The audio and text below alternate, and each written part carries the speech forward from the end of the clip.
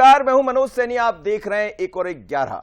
नमस्कार, मैं हूं आपके साथ जया शर्मा। और कल मध्य प्रदेश में दूसरे चरण का मतदान संपन्न हो चुका है, लेकिन इसके साथ ही आपको यह भी बता दें कि मध्य प्रदेश और छत्तीसगढ़ में जो कम मतदान प्रतिशत है उसने राजनीतिक दलों की चिंता बढ़ा दी है। मध्य प्रदेश छत्तीसगढ़ के दूसरे चरण की वोटिंग का सटीक विश्लेषण अब हम करेंगे। एमपी छत्तीसगढ़ की 9 सीटें जहां सबसे सटीक एनालिसिस होने जा रहा है। दूसरे चरण में कम वोटिंग ने पार्टियों का टेंशन बढ़ा दिया है। प्रदेश की 6 सीटें जहां 2019 की तुलना में 8% मतदान 2024 में कम हुआ है। छत्तीसगढ़ की 3 सीटें पिछली बार की तुलना में 5% कम वोटिंग कल इन सीटों पर हुई है। और दूसरे चरण में कांग्रेस के पास खोने के लिए कुछ नहीं, लेकिन बीजेपी के लिए एक चुनौती है कि अपनी 6 की 6 सीटों को वो बचा सके।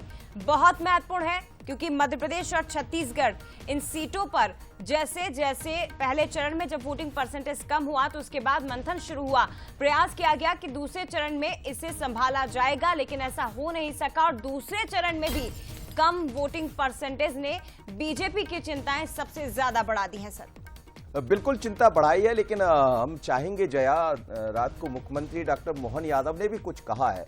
वो बयान भी होगा यदि हम उसको सुनवा पाएंगे, लेकिन निश्चित रूप से भारतीय जनता पार्टी की चिंताएं तो बड़ी है। चिंता इस बात को लेकर नहीं है कि हम चुनाव जीतेंगे, चिंता इस बात को लेकर है कि जो एक सपना भारतीय जनता पार्टी लेकर चल रही थी, क्या 68% वोट शेयर हम हर बूथ पर ला पाएंगे। तो हमें लगता है उसकी तरफ थोड़ा सा यदि वोट प्रतिशत को हम देखें पहले और दूसरे चरण के, तो वो चिंता बढ़ाता है। और इसीलिए खुद अमित शाह जब यहाँ पहुंचे तो उन्होंने साफ कहा है कि संभल जाइए, काम करिए, और जिन विधायकों के क्षेत्र में, जिन मंत्रियों के क्षेत्र में वोट प्रतिशत नहीं बढ़ा बल्कि कम हुआ, तो फिर आप मानकर चलिए कि आने वाले दिनों में उनकी मुश्किलें बढ़ने वाली है। निश्चित तौर पर। तो देखिए, एक बार फिर से आपको बता देते हैं, हालांकि 2019 से कम है, लेकिन 2014 से अगर इसका कंपैरिजन करें, उसकी तुलना करें, तो ये वोटिंग परसेंटेज ज्यादा है। 56.50% 2014 में वोटिंग हुई थी। 2019 में 67.67% वोटिंग हुई थी, जिसका सीधा फायदा सत्ताधारी दल यानी कि बीजेपी को हुआ था। और 303 सीटें बीजेपी ने जीती थी। अब 2024 में क्योंकि 58% के आसपास मतदान हुआ है, तो ऐसे में बीजेपी की चिंताएं बढ़ रही हैं। और मोहन यादव जी, उन्होंने कुछ कहा रात को, जब जैसे ही संपन्न हुआ कल का मतदान, तो उन्होंने कहा वोट प्रतिशत कम होने को लेकर भी अपनी बात कही। क्या कहा, जरा सुन लेते हैं। उत्साहवर्धक है, एक से बढ़कर एक, और वो बहुत अच्छी स्थिति में भाजपा जीतने वाली है। और एक तरह से ये 12 सीटें अभी तक हुई और 12 सीटों का रुझान जो भाजपा के पक्ष में गया है, ये हमारा उत्साह बढ़ाने वाला है और एक तरह से नए रिकॉर्ड बनाने वाला है। बहुत अच्छा हुआ है। और इससे ज़्यादा अच्छा ये हुआ कि जो परसेंटेज हुआ उसमें भाजपा का 20% से ज़्यादा अंदाज लग रहा है कि कांग्रेस को 20% से ज़्यादा पीछे छोड़ रहा है। तो ये महत्वपूर्ण बात कह रहे हैं मुख्यमंत्री। और मेरी भी कुछ नेताओं से आज जया बात हुई जी, जो वरिष्ठ नेता है, तो उनका ये कहना है कि वोट का प्रतिशत भले कम हुआ है, लेकिन हम अपना प्रतिशत बढ़ाने में कामयाब रहे। अपना मतलब भारतीय जनता पार्टी का। कांग्रेस अब की बार 400 पार का जो नारा दिया गया, तो कहीं ये लगता है भारतीय जनता पार्टी के कार्यकर्ता के मन में भी आया कि अब की बार 400 पार है जी, आई जाएगी 400 सीटें। तो हल्का उसके मन में एक ये कहा जाए कि वो कुछ कम निकला घर से। दूसरा, कांग्रेस का जो मतदाता था, कांग्रेस का जो कार्यकर्ता था, वो भी ये मानकर चल रहा है कि होना तो कुछ नहीं है, तो क्या मतलब। तो कांग्रेस का मतदाता वोटिंग ऐसा बीजेपी मानकर चल रही, बूथ तक नहीं पहुंचा। लेकिन फिर भी 68% जो वोट शेयर का मसला बीजेपी लेकर चल रही है, खुद प्रधानमंत्री अमित शाह उस पर निगाह बनाए हुए, तो उसने चिंता बढ़ा दी है। यानी ये मानकर चलिए, जैसे खजुराहो का ही हम जिक्र कर लेते तो करीब 20 लाख के लगभग मतदाता है, और यदि इस परसेंटेज को देखें तो ये आधा ही रह जाएगा, 52 करीब, मुझे लग रहा है 10.5-11 के आसपास। बिल्कुल। और सर, मुझे याद आ रहा है क्योंकि कल उमा भारती ने भी ये कहा कि हमेशा एंटी इनकम्बेंसी सत्ता दल के लिए नहीं होती है, कई बार वो विपक्ष के लिए भी होती है। तो कम मतदान प्रतिशत हो सकता है कि वो विपक्ष के लिए कहीं ना कहीं भारी पड़ जाए, यानी कि कांग्रेस के लिए भारी पड़ जाए। तो कुछ इस तरह की बातें हालांकि अभी राजनीतिक दलों की ओर से की जा रही है, लेकिन स्पष्ट तभी होगा जब 4 जून को नतीजे आएंगे। अब दूसरा चरण, यानी कि कल दूसरे चरण में मध्य प्रदेश की जिन 6 सीटों पर वोट पड़े हैं, छत्तीसगढ़ की जिन 3 सीटों पर वोट पड़े हैं, कम मतदान प्रतिशत। और उसके बाद अब जो विश्लेषण अलग अलग किए जा रहे हैं तमाम राजनीतिक विश्लेषकों की ओर से, वो भी जल्दी से आपको बता देते हैं कि आखिर विश्लेषक इससे लेकर क्या कह रहे हैं। मध्य प्रदेश में 6 सीटों पर 2019 की तुलना में 8% कम वोट पड़े हैं। छत्तीसगढ़ की 3 सीटों पर पिछली बार की तुलना में 5% कम वोटिंग हुई है और एमपी में दूसरे फेज के मतदान ने 2014 का चुनाव दोहरा दिया, जिसका जिक्र हम शुरुआत में कर रहे थे।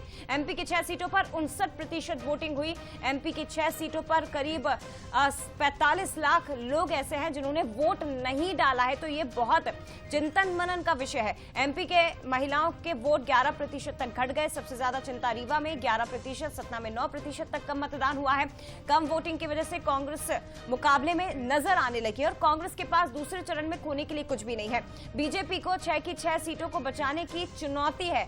यह बहुत महत्वपूर्ण है कि जहां विधानसभा चुनाव में महिलाओं ने बम्पर वोटिंग की थी, भागीदारी आधी आबादी की बड़ी थी, और अगर 4 महीने बाद होने वाले लोकसभा चुनाव में महिलाओं की भागीदारी अगर कम है तो ये वाकई में सोचनीय विषय है, चिंतन का विषय है। और ये केवल राजनीतिक दलों के लिए नहीं बल्कि लोकतंत्र के इस महापर्व में अगर मतदाता बढ़ चढ़कर हिस्सा नहीं ले रहे हैं तो ये सभी को सोचना होगा और उस पर मंथन भी करना होगा। और बिल्कुल जया, देखिए आप वोट प्रतिशत, जहां महिलाओं के वोट प्रतिशत की बात करते हैं तो 2019 के चुनाव में महिलाओं ने बढ़ चढ़कर हिस्सा लिया था और इसीलिए आप देखिए 303 के लगभग भारतीय जनता पार्टी अपने बल पर केंद्र में पहुंच गई थी। दूसरी बात यह है कि हाल ही में विधानसभा चुनाव हुए, तो चाहे वो उत्तर प्रदेश की बात करें या मध्य प्रदेश के अलग अलग हिस्सों की बात करें, तो वहां भी काफी अच्छा परफॉर्मेंस महिलाओं का देखने को मिला था और ये कहा भी गया था। लेकिन चिंता अब ये हो रही है कि यदि 11% वोट महिलाओं का कम होता है, 2-3% ही बहुत कुछ बदल देता जाया, और ये तो 11% कम हुआ है, तो कांग्रेस के लिए उम्मीदें बंधी है, इसमें कोई शक नहीं है, और भारतीय जनता पार्टी के लिए चुनौती बड़ी हुई है। लेकिन ये वजह सर समझना बहुत जरूरी होगा कि आखिर आधी आबादी की ओर से वोट क्यों नहीं किया गया, क्यों महिलाएं घरों से नहीं निकली। हालांकि जो शुरुआती तौर पर जानकारियां मिल रही है उसके मुताबिक, जैसा कि कल शरद जी भी लगातार कह रहे थे कि बढ़ती गर्मी एक बड़ी वजह हो सकता है। जो टाइमिंग है, निर्वाचन आयोग ने चुनाव की जो डेट फिक्स की है, क्योंकि भीषण गर्मी है तो इस कारण मतदाता घरों से बाहर नहीं निकले। सीजन क्योंकि वेडिंग का चल रहा है, शादियां बहुत ज्यादा हो रही हैं, इसलिए महिलाएं अपने घरों में कैद होकर रह गई, वो भी एक बड़ी वजह जो भी हो। लेकिन ये लोकतंत्र के लिए सही नहीं है सर कि मतदाता घरों से बाहर नहीं निकल पा रहा है। 45 लाख यदि मतदाता घरों से बाहर नहीं निकल रहा है तो निश्चित रूप से ये तो चिंता का विषय है।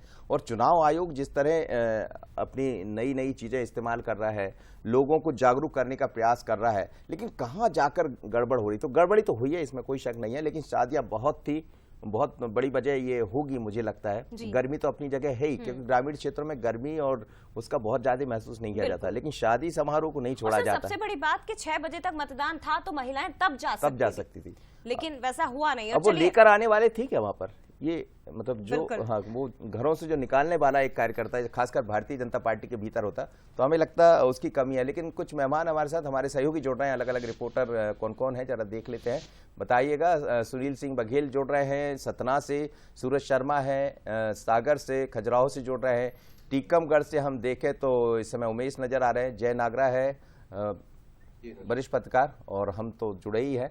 तो चलिए सबसे पहले जय नागरा जी से बात कर लेते हैं, फिर हम सुनील जी के पास चलेंगे। जय नागरा जी, वोट का प्रतिशत गिरा है, लेकिन वोट के प्रतिशत में एक तो ये बात है कि महिलाओं का प्रतिशत करीब 11% कम हुआ है। दूसरी बात, भारतीय जनता पार्टी अलग अलग तरह से बैठ के तो कर रही है, पर उनका ऐसा मानना है कि वोट का प्रतिशत हमारा नहीं कांग्रेस का गिरा है। क्या लगता है आपको? देखिए मनोज जी, ये बात सही है कि जो मतदान का प्रतिशत गिरा है, एक तो हमको थोड़ा सा ट्रेंड समझना पड़ेगा। हमारे यहाँ चुनाव जितना छोटा होता है, मतदान का प्रतिशत उतना ज्यादा होता है। यदि नगरीय निकाय के चुनाव होंगे तो मतदान का प्रतिशत 80%, 85% तक जाता है। विधानसभा का होगा तो थोड़ा सा उससे कम होता है, और लोकसभा के चुनाव में उसकी तुलना में और ज्यादा होता है। कहीं ना कहीं इसके पीछे बड़ी वजह है कि छोटे चुनाव में जो प्रत्याशी है या उसके समर्थक है, उनकी कोशिश होती है कि एक एक मतदाता से व्यक्तिगत संपर्क हो। और इस समय हम जो देख रहे हैं, लोकसभा चुनाव का जो क्षेत्र है वो काफी बड़ा होता है, 18 से 20 लाख मतदाता होते हैं, 8 से 10 विधानसभा क्षेत्र होती हैं। तो कुल मिलाकर के एक तो जब तक हमारे यहाँ एक जो हमारा भारतीय मानसिकता है कि जब तक आपको कोई व्यक्तिगत रूप से आपसे संपर्क न करे, आप किसी के शादी ब्याह में भी नहीं जाते, आपको व्हाट्सएप पे मैसेज भी आ जाए, तो ये एक मानसिकता भारतीय मतदाता की है। तो कहीं ना कहीं उसके पास में एक बार तो कम से कम पहुंचे। उसे लगता है कि कोई आ ही नहीं रहा है उसके पास, न बीजेपी के लोग आ रहे हैं न कांग्रेस के लोग। अब दूसरी बात यह है, देखिए हम मौसम की यदि बात करें तो ये मैं हम यदि फैक्ट की तरफ जाएंगे तो पिछले कुछ दिनों से मध्य प्रदेश में मौसम थोड़ा सा बदला है। 4 से 5% टेम्परेचर कम हुआ है, खासतौर पे कई जगह पर हल्की सी बारिश भी हुई है, मौसम बदली है। तो मौसम मुझे एक बड़ा फैक्टर नहीं लगता। कहीं ना कहीं मुझे एक बड़ा कारण ये लगता है, और हमने पहले भी देखा है कि शादी ब्याह के बावजूद लोग, हमने दूल्हा दुल्हनों को वोट डालने जाते हुए देखा। कहीं ना कहीं उम्मीदें कम है, जो दोनों दल जो है निराश ज्यादा कर रहे हैं, उत्साह नहीं जगा पा रहे हैं मतदाता में। दूसरी एक बड़ी बात जो आपने कही, मैं उससे सहमत हूं कि बीजेपी के प्रत्याशियों को यह लग रहा है कि मोदी जी के नाम पर या राम मंदिर के नाम पर वो चुनाव जीत ही रहे हैं। जब जीत ही रहे हैं तो वो जिस सक्रियता के साथ उनको मैदान में होना चाहिए वो सक्रियता नहीं नजर आ रही है। ये उसी की वजह से न वो खुद सक्रिय है। चलिए आप बने रहिएगा नागराज साहब, बिल्कुल आपके पास और भी मैं लौटूंगा। और जया